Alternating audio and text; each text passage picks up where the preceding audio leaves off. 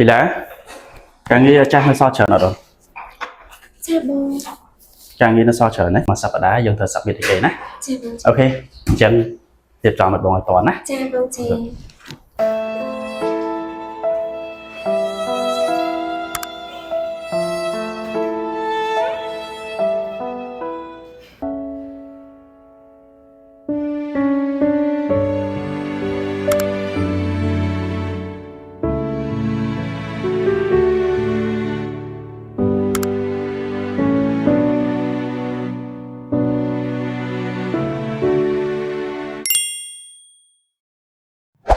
សម្រាប់ខ្ញុំការមានបន្ទប់ស្ទីមមួយនៅផ្ទះមិនត្រឹមតែជួយសម្រួលទៅដល់សុខភាពរាងកាយរបស់ខ្ញុំប៉ុណ្ណោះទេប៉ុន្តែថែមទាំងជួយទៅដល់ផ្លូវអារម្មណ៍និងបំបត្តិភាពតានតឹងបានយ៉ាងល្អប្រសើរថែមទៀតផង